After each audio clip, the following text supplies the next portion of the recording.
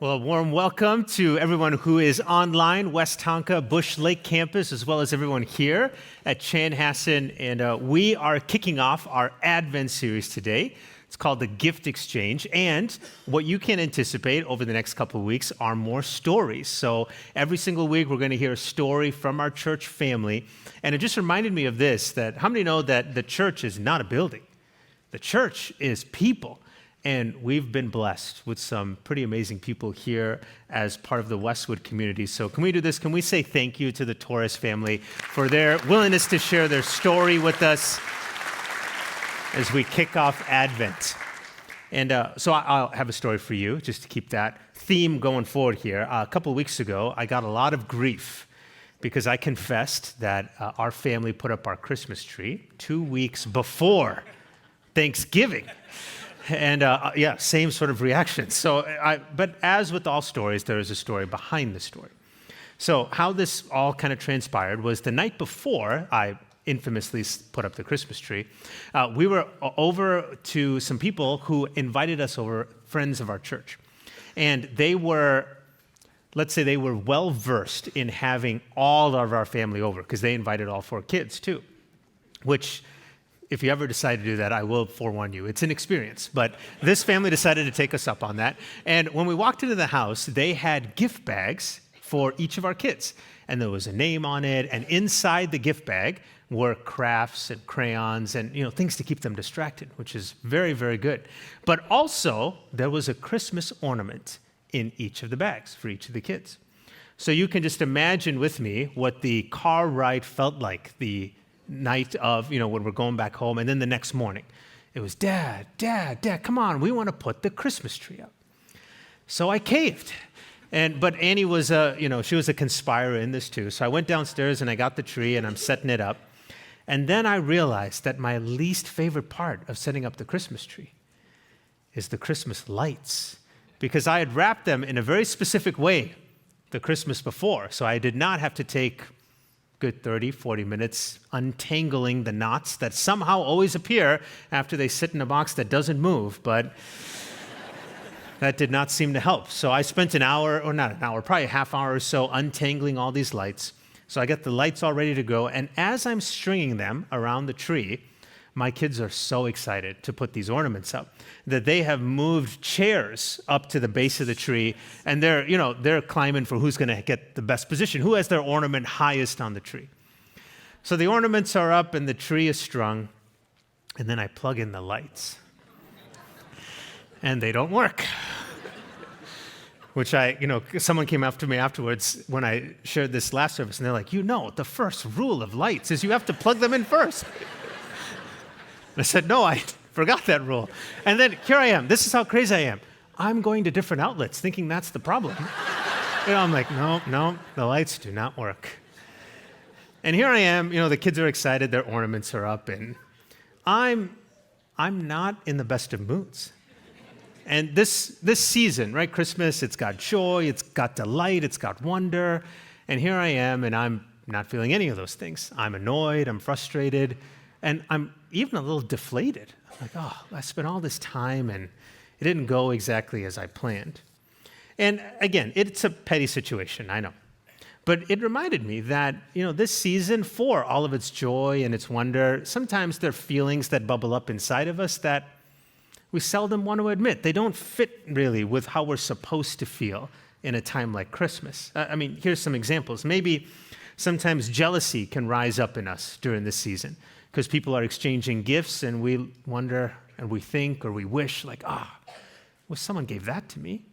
Or it can amplify our annoyance a little bit. If we're going Christmas shopping and we're standing in line and we wonder, can it go any slower than this? Or, and this one's especially true for our family, a season like this can almost shine a piercing light on loss or on grief, because we gather together and now there's an empty chair at the table. Or maybe there's a relationship that we know is not in the best of places, and we got to put on a good face and make sure Christmas goes well. My point in sharing some of those examples, I don't want to put a sour taste in our mouths as we enter into Advent and into this Christmas season, but I just want to acknowledge that this season, for all of its joy and its wonder and its goodness, it can be painful too. But I want to encourage you with this.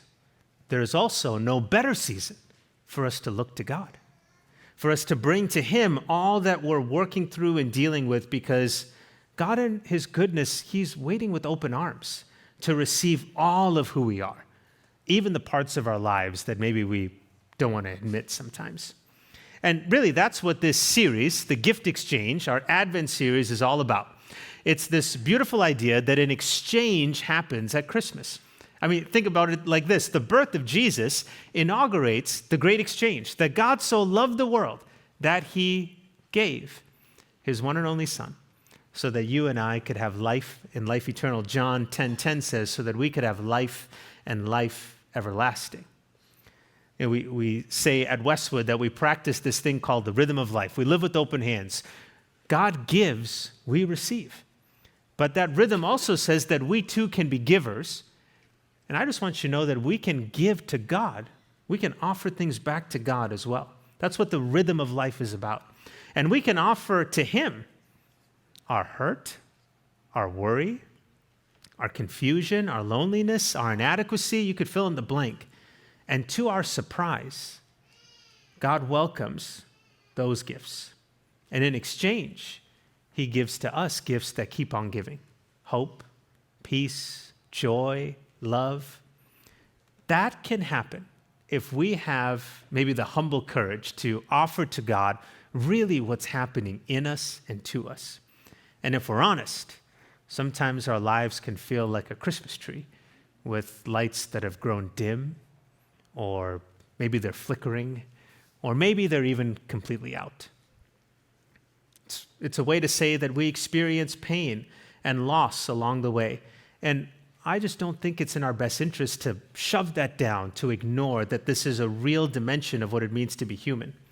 Because, I mean, this is true for me. Maybe I'll ask you to reflect on this yourself. If you look back at your life, and if you think about the valleys, the hard things that maybe you've walked through, we realize that those were the moments that formed us. Or, at the very least, they have the potential to form us, to be and to love like Jesus. And I don't know what any of you brought in today. I don't know what you're walking through, what you're dealing with. I don't know if you've been battling with anxiety or depression, if, like my family, you're dealing with the loss of a loved one. Maybe you're confused about all the headlines that seem to just keep scrolling on our screens and on our phones. What's happening in the world around us? And so maybe our question today, what we're going to bring to God is, what is God up to? What can God do when we truly offer to him even the most vulnerable parts of our lives, when we give to him our pain and our suffering? Well, like the name of the series, I'm going to say that an exchange is about to take place, that God can take our pain and our suffering, and he can turn that into something extraordinary, something that we all need if we're not just going to survive pain, but actually walk through it so that we can emerge to a place where we have life and life everlasting. It's a promise, that's a vision that maybe I want you to hold on to as we take a short journey to world history. One of the most horrific times in world history, World War II, specifically to Nazi concentration camps. You know, you could say that pain and suffering was concentrated down to death itself because of these camps. And the most infamous of which was a place called Auschwitz, which was in German-occupied Poland. And over 1 million Jewish people died in the Holocaust there. It's a time in history, it's a place in history where it feels like it almost tore open the souls of people in our world. We ask the question, how did it happen? How could this have taken place? And you wonder, what was it like to be around, to be surrounded by such evil, by such despair? And there are people that did. Holocaust survivors can give us a glimpse into even what was God up to through pain and suffering as a result of such horrific things. And there was a man who wrote a book about his experience, a Jewish man named Viktor Frankl. He was an Austrian psychiatrist, and he wrote a book that was published in 1964, and it's called Man's Search for Meaning. Some of you may have read that book. And he chronicles kind of his own experience in the book. But because he's a psychiatrist, he also chronicled his observations of his fellow Jewish people. How were they responding? What was happening to them as a result of this pain and suffering, just the horrific things that they had to experience? And so in the book, he notes 4 different responses that he saw from people as a result of what they were going through. And he said the first group was a group of people that turned callous. They became cruel people themselves. They were mean, they were mad. It's almost like their pain had turned them rock hard, so they didn't have to feel anything anymore.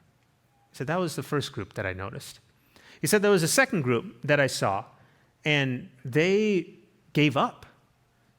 They were downcast. They were sunken. They were feeble.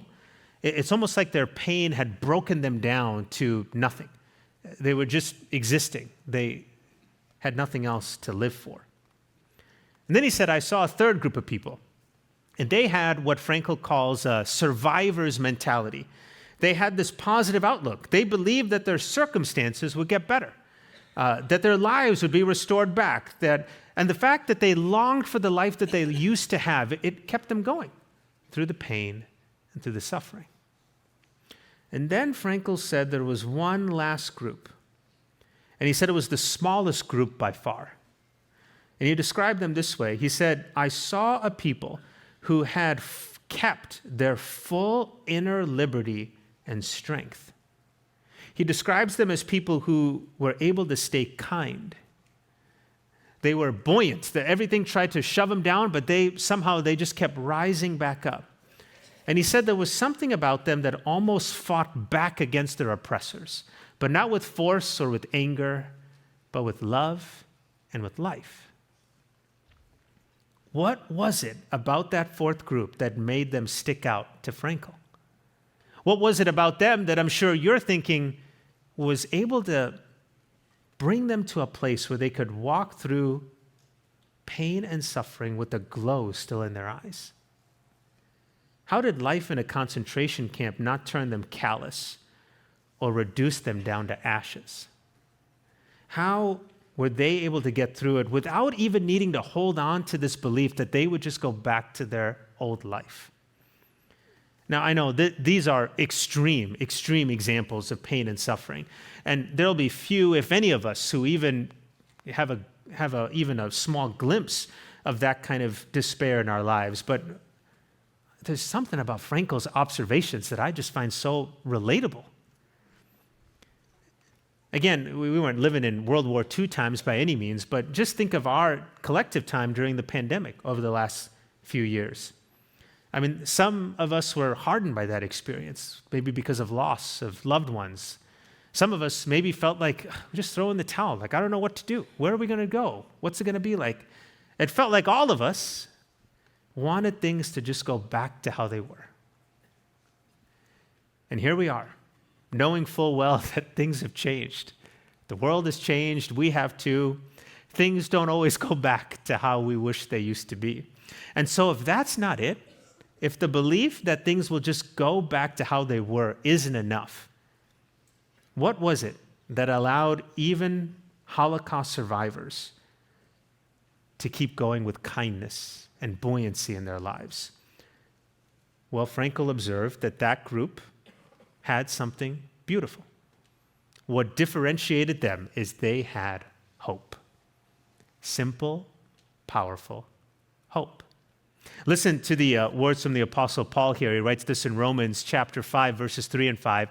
He says, "But we rejoice in our sufferings, knowing that suffering produces endurance, and endurance produces character, and character produces hope.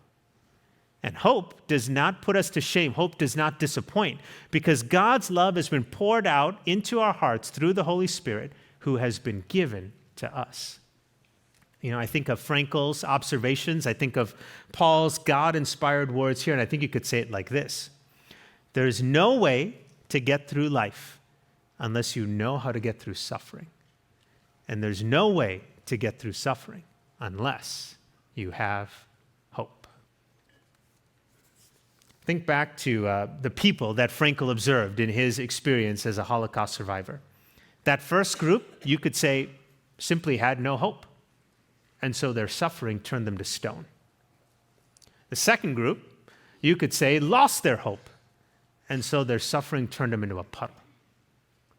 The third group thought they had hope. But what they really had was optimism. And I'm going to argue that there's actually a difference between the two, though we will tend to use the word somewhat interchangeably. Optimism, it's a real and good thing. It's this belief that things will go our way. It's a look at the odds stacked in front of us, and it says, I think things will get better. And it feels so much like hope. But if we place our trust in something finite, that we're going to get back our possessions or our positions or our old life, whatever that might be, and even eventually if we do get it back, we realize that it's too unstable. I mean, it's possible we could lose it all again. It's why optimism in our circumstances turning around wasn't enough. It isn't enough to keep us kind and buoyant as we suffer pain and hardship and confusion. What we need is what that fourth group Frankl observed had: hope, full inner liberty and strength. What Paul calls character being formed into hope, hope that does not disappoint. And I was reflecting on hope, and it just dawned on me. It feels like it's the only positive emotion that requires pain in order to be activated. Maybe another way to say it is, without hurt, we have no need for hope. We only need hope when it feels as though life is unchangeable, that it's on this path toward more pain or suffering. And like I've encouraged you before, I just want you to know, I think it's important to feel that, to truly know that neither we nor our world, we can't fix ourselves.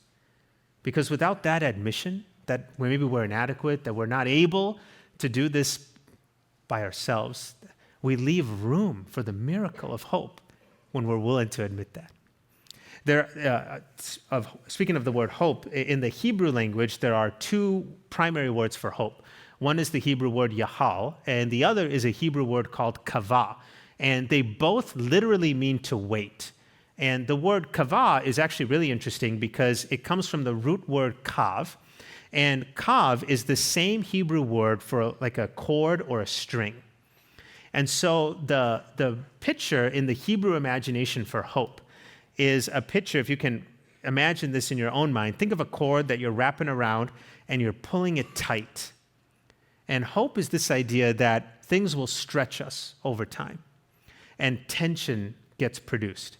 But also what comes out of that is an anticipation for things to go back to rest.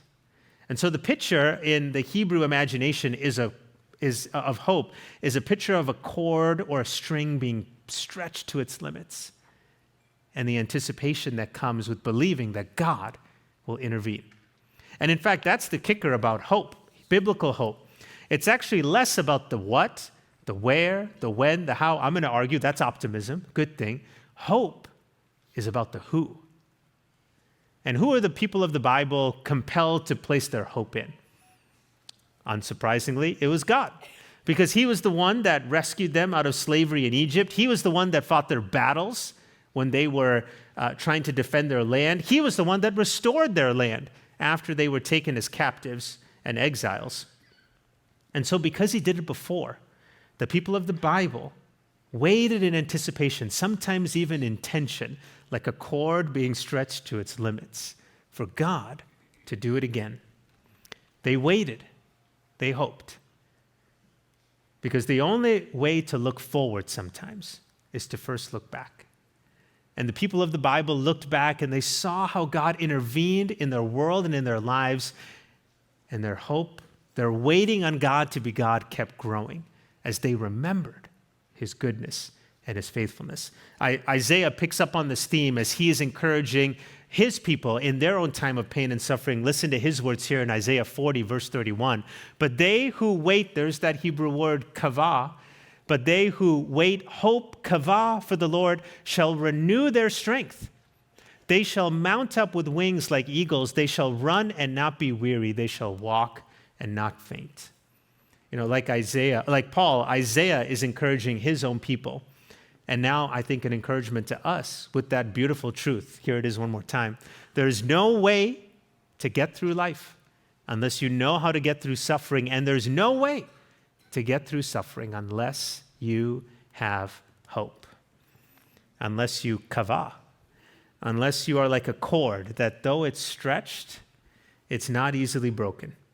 Unless you have something more than optimism in the what, in the where, in the when, in the how. Unless you have an anticipation for God to move again, for God to be God. Unless you have hope, you can't get through suffering with kindness and buoyancy. You can't get through suffering without it potentially turning you hard or swallowing you up or leaving you empty. Hope is the only way, to use Frankel's words, to keep your full inner liberty and strength. And the best hope is in someone who will never fail you or forsake you. You need a hope, like Paul says, who won't disappoint. David writes about this in Psalm 62. I just want you to listen to his words as he pours out his heart to God. He says, "Let all that I am," there's that word again, "wait kavah, quietly before God, for my hope, my string, my cord, my kav is in him. He alone is my rock and my salvation, my fortress where I will not be shaken. My victory and honor come from God alone. He is my refuge, a rock where no enemy can reach me. Oh, my people, trust in him at all times. Pour out your heart to him, for God is our refuge." Here again, like Paul, like Isaiah, David highlights our theme this morning. I want you to say it with me this time. Here and across all of our campuses, there's no way to get through life unless you know how to get through suffering. And there's no way to get through suffering unless you have hope. And David gives us kind of a interesting, extraordinary look at what this series, this gift exchange, is all about. Because a great exchange can take place. It will take place if we're willing to give God our pain. Look at verse 8 again. Psalm 62, verse 8. "Oh, my people, trust in him at all times. Pour out your heart to him, for God is our refuge." We can offer to God even the most vulnerable parts of our lives. And as we pour out our hearts to him, in his goodness, God can give us hope. For God is our refuge and strength. He is the ultimate kav, the ultimate cord, who will not bend or break even amidst life's most deflating moments. Some of you probably had heard this, but I was just in South Africa for a very, very short period of time over Thanksgiving. And Annie and the kids stayed home, and I met up with my dad and my sister, and we went to my home country. It's where I'm from. And the reason we went there was to honor my mom. My mom passed away from a 5-year battle with heart failure, August 17th of this year. And this was the first time that we had a chance to get back to be with family who lived there, my mom's sisters, her mom, my grandmother. And so it was a very beautiful time. And the timing was really interesting because Thanksgiving was my mom's favorite holiday. And the reason for it is because if there was an occasion or a reason to make way too much food so that we could have dinner for hours on end, that was my mom's favorite thing. And Thanksgiving was also special because sometimes my mom's birthday and Thanksgiving would be on the same day. This year, my mom would have turned 63 the day after Thanksgiving, what we call Black Friday. Which, interestingly, just a quick aside, they have Black Friday in South Africa. I'm serious. We're driving in the car, and then the radio ads pop on. They're like, Black Friday sale. And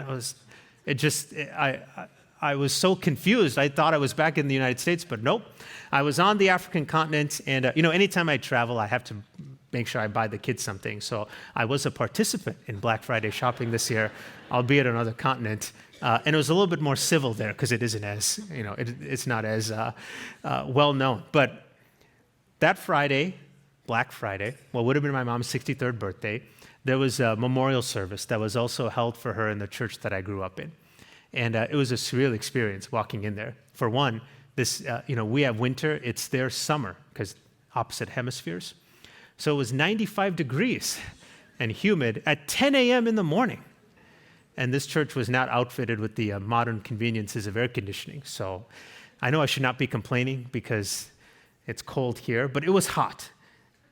But I walked into there, and what really touched my soul was I did not have to be the pastor that day. In fact, I didn't have to be the husband that day. I didn't have to be the dad that day. For the first time since my mom died, I could just be her son. And it was the first time that I think I actually entered into that identity, and it was so healing because I simply got to receive that day. And that's a good place to be. I'm thinking of this series, and as I reflected on that experience, it reminded me that it was the day I experienced what this series is all about. I got to enter into this gift exchange with God. I gave to God my sorrow and my pain and my questions.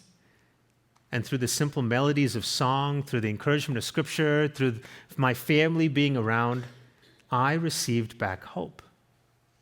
And I was reminded of what we've been saying today, that there's no way to get through life unless you know how to get through suffering. And there's no way to get through suffering unless I have hope. Unless I can wait with expectation for God to be God, for God to fulfill the promise that I will see my mom again in resurrected life. And so as we close, maybe a question I'll offer to you today is, where is your hope? Is it in a better job, in less stress, in a future relationship, in a world without headlines? I just want to remind you that hope is not simply the belief that our circumstances will get better. That's optimism. Hope is the belief that an individual can make things better. And for those of us who follow Jesus, hope has a name, and his name is Jesus. And I can think of maybe no better way for us to end our service today than inviting the presence of Jesus into our very midst in the practice of communion. We're going to come to this table in just a few moments, and we're going to remember that the only reason we have hope is because Jesus gave it all, his all for us. And our hope is secure because we have hope in a resurrected King. And so we can bring to God today our pain, our confusion. We can pour out our hearts to him like David invites us in Psalm 62. And God will turn that into something extraordinary, a living hope. You know, our pain and our suffering, it's not too big for God. But if we're honest, if we reflect on our own lives, it can be too big for us sometimes. Our suffering can turn us into stone. It has the potential to reduce us down to ashes.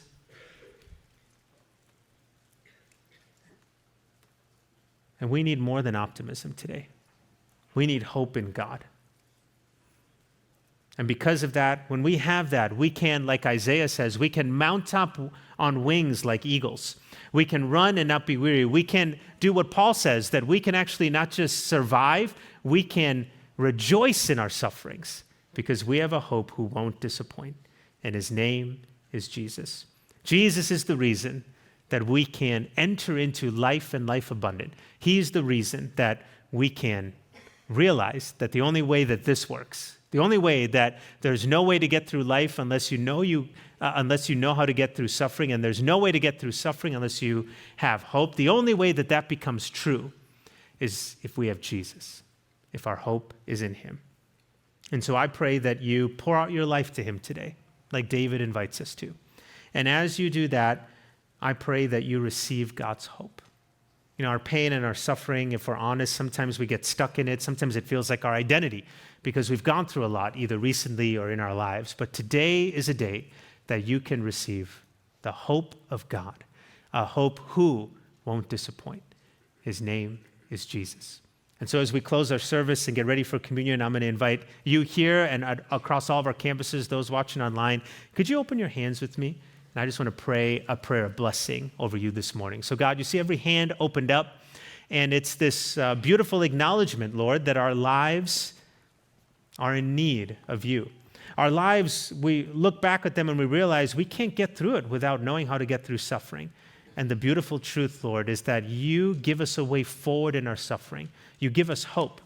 And so, Lord, I pray that whatever we've gone through, if our lives feel like a Christmas tree that maybe is dim or flickering or where the lights are out, today we can offer that to you. We can offer our pain, our confusion, our loss, our inadequacy, whatever it is, God. And to our delight and to our surprise, you welcome those gifts. In exchange, you give us hope. And hope has a name. His name is Jesus, and it's in that mighty, matchless, powerful name that we pray, in the name of Jesus. And all God's people said, amen.